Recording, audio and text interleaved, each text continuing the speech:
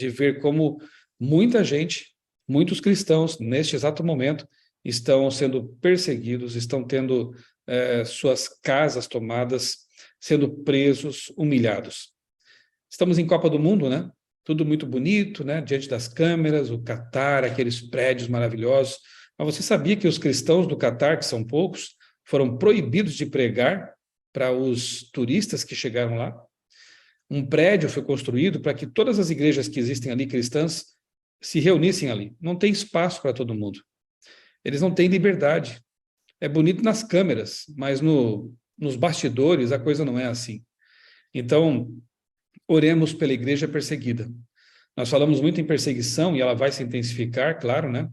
Dias piores virão antes de melhorar definitivamente com a volta de Jesus, mas não nos esqueçamos de que agora já há muitos sendo perseguidos, né? Pelo Evangelho. Em nosso país as coisas tendem a piorar também, né? Redes sociais sendo monitoradas, aquilo que falamos já não pode ser dito com tanta liberdade quanto no passado, e evidentemente que as coisas tendem a piorar. Nós vamos começar uma campanha, né? Estou aqui com meu livro já, ó. Esse aqui é o livro missionário do ano que vem, 2023, e também será de 2024, O Grande Conflito. Subtítulo que foi dado é Uma Saga Milenar e Seu Final Surpreendente. Eu estou gravando em meu canal toda semana um resumo de cada capítulo. Eu já gravei aí uns 12, eu acho, mais ou menos. Todos os capítulos do livro original estão aqui neste livro missionário e quero até maio, por lá, quem sabe concluir essa releitura. Irmãos, eu não sei quantos aqui já leram ou estão relendo o livro. Ele é forte, né? Ele é muito forte. A mensagem dele é muito direta. E eu não sei como serão as coisas, né? À medida que milhões de pessoas começarem a ler esse livro, alguns não terão boas intenções, né? E hoje em dia, quando se fala tanto em politicamente correto, né? Intolerância, quantas pessoas vão torcer as palavras e interpretar isso como mensagem intolerante, politicamente incorreta, né? Então, não sei o que pode acontecer depois que os adventistas no mundo todo, porque é um projeto mundial, se levantarem para distribuir nas ruas, no comércio, nas casas, um livro com uma mensagem tão poderosa, tão forte e direta. Oremos por esse projeto. Oremos pela igreja, para que ela esteja preparada para fazer o trabalho e depois colher os frutos. Sejam bons, muitos serão bons, ou sejam complicados, como poderão ser alguns também, né? Estejamos prontos, preparados para isso. É inegável que o mundo está angustiado, que o mundo está preocupado, que notícias de crise financeira estão aí ocupando a mídia internacional o tempo todo. Economistas norte-americanos falando em recessão, em crise. A questão ecológica, o tempo todo ocupando espaço na mídia, né? O chefe lá da ONU dizendo que ou nós tomamos uma atitude séria ou nós vamos entrar em extinção. Então, muitas preocupações, né? E pessoas, literalmente, né?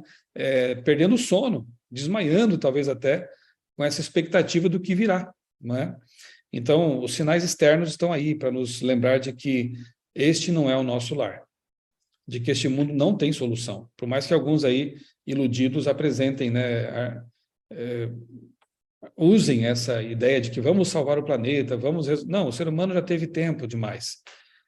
Cerca de 6 milênios já se passaram e o ser humano não conseguiu resolver seus problemas. Não vem de nós a solução. Tem um texto que diz, né, eleva os meus olhos para os montes, é de lá que vem meu socorro. Não, não vem de lá. Meu socorro não vem das coisas deste mundo. O meu socorro vem do Senhor que fez os céus e a terra, do Criador do universo que vem a solução. Ela vem do alto, uma intervenção divina. E o outro texto, que eu digo assim, é um sinal interno, está lá em 2 Timóteo, avance aí um pouquinho na Bíblia, 2 Timóteo, no capítulo 4. É um texto muito forte. Ontem até compartilhei a foto da página aqui, né, nas minhas redes sociais. Timóteo capítulo 4, versos 2 a 4. Paulo escrevendo ao seu jovem amigo pregador, né, Timóteo, ele diz assim para ele: pregue a palavra, insista quer seja oportuno, quer não. Corrija, repreenda, exorte com toda a paciência e doutrina. Curioso, porque essa semana eu postei alguns textos relacionados aí com essa onda progressista, liberal, teológica, né, que tem invadido as igrejas, e eu vi algumas pessoas lá no meu Instagram comentando assim, para que ficar pegando no pé? Para que falar desse jeito? Fala de amor. É óbvio que a gente fala de amor, né? O amor de Deus, o amor de Cristo nos constrange, nos motiva. Mas imagine essas pessoas lendo isso aqui, entendendo isso aqui, né? O que diriam para Paulo, então, né? Porque ele fala aqui, ó, pregue, insista, quer seja oportuno, quer não. Pregue o tempo todo, né? E olha só, corrija, repreenda, exorte com toda a paciência e doutrina. Então, a doutrina é importante. Tem gente hoje em dia falando contra a doutrina. Não importa as doutrinas, o que está escrito, né? A doutrina é importante. Corrigir, exortar, repreender é importante. No espírito certo, mas é importante. Então, acho que Paulo hoje seria cancelado também se ele tivesse Instagram. Bem, verso 3. Pois virá o tempo em que não suportarão a sã doutrina. Pelo contrário, se rodearão de mestres segundo as suas próprias cobiças, como que sentindo coceira nos ouvidos. Eles se recusarão a dar ouvidos à verdade, entregando-se a fábulas. Mas você, Timóteo, Wagner, Abdoral, fulano e fulana, irmãos e irmãs, vocês sejam sóbrios em todas as coisas, suporte aflições, faça o trabalho de um evangelista, cumpra plenamente o seu ministério. Paulo diz que chegará o tempo em que não suportarão a sã doutrina da palavra, as verdades bíblicas. Vocês acham que já chegou esse tempo? Ou não? Um tempo em que eles não queriam mais ouvir, não quererão mais ouvir a sã doutrina, a palavra pura de Deus, mas procurarão mestres, doutores, para trazer mensagens agradáveis aos ouvidos, né? Terão coceira nos ouvidos, querem ouvir coisas diferentes, novidades, que caiam bem, que sejam politicamente corretas, não o evangelho puro, nosso Senhor Jesus Cristo. Vocês acham que já chegou esse tempo em que eles recusarão dar ouvidos à verdade? Até dirão que não existe verdade. Cada um tem a sua, como dizem bem aí os pós-modernos, né? Dizem bem não, dizem mal, né? Não darão ouvidos à verdade, se entregarão às fábulas. Eu colocaria até em lugar de fábulas, ou acrescentando a fábulas, a ideologias, a filosofias humanas, a ideias da moda. Irmãos, eu vejo tanto no que diz respeito aos sinais externos, quanto nos sinais internos, porque isso que Paulo diz ali a Timóteo é a nossa realidade. Se você tem acompanhado aí o mundo gospel, o mundo evangélico, e também, infelizmente, em alguns casos, o mundo adventista, né? Você tem percebido que o que Paulo escreveu ali para Timóteo há mais ou menos 2000 anos é a realidade do nosso tempo. E mais do que nunca, precisamos estar firmados na palavra de Deus, firmados na verdade absoluta da palavra de Deus. Ou então nós também correremos o risco de ser levados por ventos de doutrina. Há, de um lado, os grupos assim, legalistas, né, que assolam a igreja há um bom tempo já, desviando muitas pessoas, levando-as para movimentos paralelos, críticos. Por outro, temos movimentos liberais, os cristãos progressistas, minimizando a importância da palavra e levando pessoas também para fora, para movimentos críticos. Na verdade, para o inimigo de Deus, tanto faz. Se você vai para a esquerda ou para a direita, extremas, o importante é que você esteja fora do caminho de Deus. É importante que você perca o seu equilíbrio mental, emocional, que você se torne um crítico, uma pessoa azeda.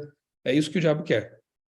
Mas o que Deus quer para nós é que tenhamos paz, que permaneçamos firmes no caminho dele.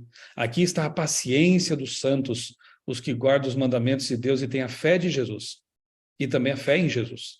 Então é isso que Deus quer para nós, que nós não nos desviemos nem para lá nem para cá, permaneçamos no caminho, porque em breve nós seremos recompensados por Deus, nós ganharemos dele a coroa da vida eterna, né? 2 textos importantes que eu li e que sempre leio, né, no livro Grande Conflito, são os seguintes. Eu vou compartilhar com vocês só 2 citações aqui.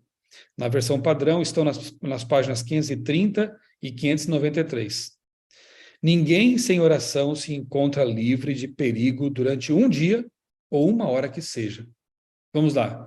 Então, o que precisamos fazer todo o tempo para que estejamos livres de perigo, estejamos firmes no caminho de Deus? Oração. Ninguém sem oração se encontra livre de perigo durante um dia ou uma hora que seja. Por isso o conselho de Paulo: orem sem cessar. É comunhão constante com Deus.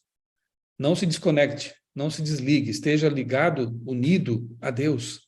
Né? E o outro texto diz: pessoa alguma, a não ser os que fortaleceram o intelecto, o espírito, ou o intelecto, a mente, com as palavras, as verdades da Escritura, poderá resistir no último grande conflito. Primeiro elemento essencial, oração. Segundo, estudo da Bíblia. Eu vou repetir. Pessoa alguma, a não ser os que fortaleceram o espírito, a mente, com as verdades da Escritura Sagrada, poderá resistir no último grande conflito. Você percebeu o apelo aqui urgente? Ninguém sem oração vai vencer. Ninguém que não estude a palavra de Deus com oração vai vencer. Então nós temos que dedicar tempo. E louvado seja Deus, porque nesta sala a gente vê aqui milhares e milhares de pessoas dedicando tempo para isso. Mas não se esqueça, você precisa fazer isso por si só também, né? Ter o seu tempo ali de comunhão com Deus, abrir a palavra de Deus, estudá-la, lê-la com oração e pedir a Deus o poder para colocar em prática o que você está lendo, sempre. Por isso que o projeto Reavivados por Sua Palavra é uma bênção. Um capítulo, não é muita coisa. Você lê aquele capítulo de manhã cedo, leva para o seu dia as palavras de Deus e elas fazem parte dos seus pensamentos. Elas permeiam a sua vida. É tão gostoso. Eu faço ali a minha leitura, faço ali produzo ali meus conteúdos e vou para o meu trabalho pensando no texto, refletindo, analisando, tirando as lições. O Espírito Santo vai lembrando em alguns momentos do dia daquilo que eu li. Isso é muito importante e transformador. Bem, por que antessala? Repito, quando eu pensei nessa mensagem para a sala 57, né? Essa palavra, quando eu orava a Deus, me veio à mente, é antessala. Antessala, como eu disse, é um hall, é um pequeno cômodo, digamos assim, que dá acesso a uma sala maior. Então, a sala maior para nós, obviamente, que é a Jerusalém Celestial. Em breve nós seremos levados por Jesus no arrebatamento que não é secreto, que não acontece antes da volta dele, é um arrebatamento visível durante a volta de Cristo. Nós seremos levados para o mar de vidro, que é aquele grande espaço que dá acesso aos portais da Cidade Santa. E depois ouviremos aquelas palavras maravilhosas: venham benditos de meu Pai, possuam por herança o reino que lhes está preparado desde a fundação do mundo.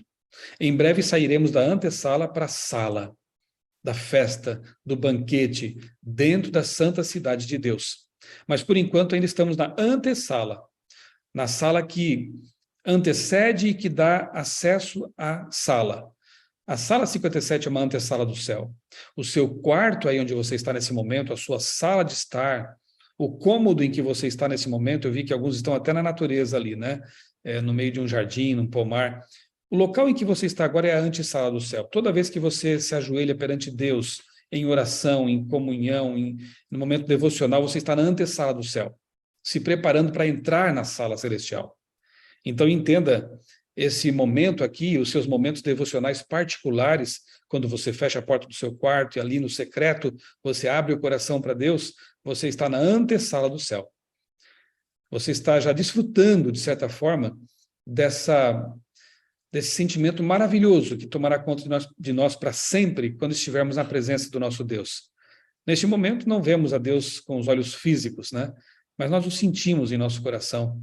Nós temos a certeza e a plena convicção de que Ele está conosco ali pelo Santo Espírito. Então, eu posso chamar, sim, isso de antessala do céu.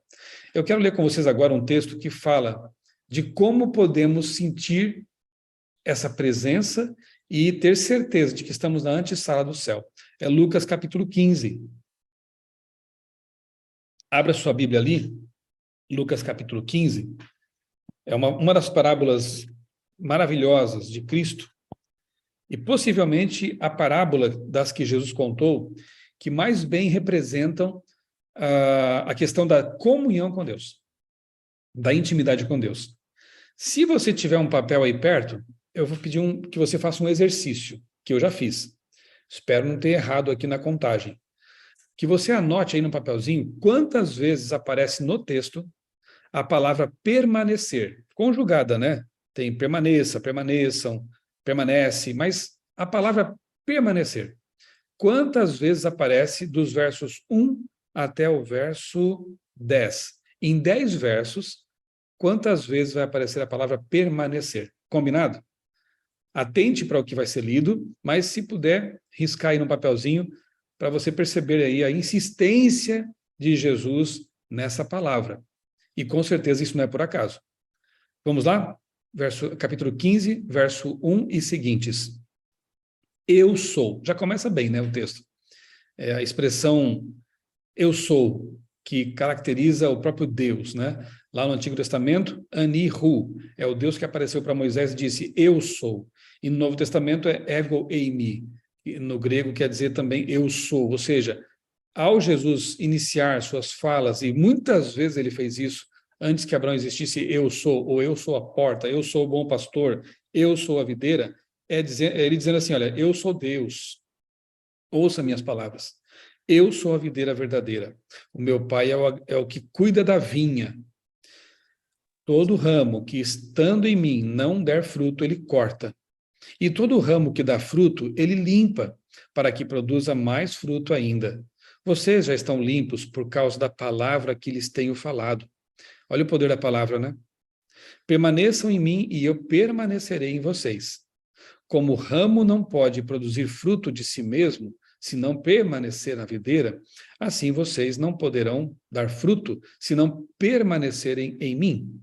Eu sou a videira, vocês são os ramos. Quem permanece em mim e eu nele, esse dá muito fruto. Porque sem mim, vocês não podem fazer nada.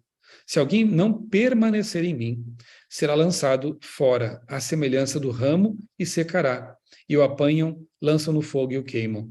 Se permanecerem em mim e as minhas palavras permanecerem em vocês, pedirão o que quiserem e lhes será feito. Nisto é glorificado o meu Pai, que vocês deem muito fruto, e assim se tornarão meus discípulos. Como o Pai me amou, também eu amei vocês. Permaneçam no meu amor. Se vocês guardarem os meus mandamentos, permanecerão no meu amor. Assim como também eu tenho guardado os mandamentos de meu Pai, e no seu amor permaneço. Eu não sei se deu certo aí, mas para mim foram 11 vezes a palavra permanecer. Né? Em 10 versos, é como se pelo menos cada verso contivesse a palavra, e mais um ainda, né, sobrando ali, mais uma ocorrência, mais uma vez. Então, Jesus está insistindo nesse ponto, na questão da permanência. Note que os ramos que permanecem na videira são podados. Aqueles que ficam, ele poda e dão mais frutos. Então, queridos, não fiquem angustiados e tristes quando passarem por tribulações, por provações. Ellen White diz que elas são obreiras de Deus para aperfeiçoar nosso caráter. É a tesoura podadeira de Deus. Ele só poda galhos que têm potencial. Ele só poda aqueles galhos que ele sabe que produzirão frutos. Então, muitas vezes em nossa vida, as tribulações, provas, aflições, doenças, perseguições serão permitidas, não causadas, mas permitidas por Deus, para podar algumas arestas em nosso caráter. É Deus na antessala nos preparando para a sala da festa, do banquete, da Canaã celestial. Na antessala ainda teremos algumas aflições e dificuldades, claro, mas elas serão usadas por Deus, se você entregou a vida para Ele, para aprimorar você, para manter você firme no caminho. Então não reclamemos, né? Mas nos submetamos, oremos a Deus, pedindo forças para suportar as provas que vêm. Ele diz que nada podemos fazer sem ele, muito menos produzir frutos. Os frutos de uma vida cristã são consequência da permanência. É como se um ramo quisesse produzir frutos sem estar conectado com o galho, com o tronco, né? Com a árvore. Isso é impossível. Algumas pessoas talvez produzam frutos de plástico por algum tempo, como dizia o pastor Bulhon, mas esses frutos são intragáveis. O fruto que é saboroso, nutritivo, uma vida que produza boas obras reais, isso só pode acontecer se a pessoa estiver de fato ligada a Cristo, que é a videira. Aí, ligado a Cristo, você não precisa se preocupar tanto assim com a produção de frutos. O ramo não produz, vamos pegar aqui como exemplo uma macieira. O que vocês me dizem? A macieira produz maçãs para provar que é macieira, ou ela produz maçãs porque ela é uma macieira? E é natural que ela produza maçãs. É a segunda opção, né? Uma árvore frutífera produz frutos porque ela é uma árvore. Então, o cristão verdadeiro não precisa se esforçar e se angustiar com a produção de frutos. Se ele está conectado com Cristo, cedo ou tarde, ele produzirá seus frutos. Isso será uma consequência e não a causa.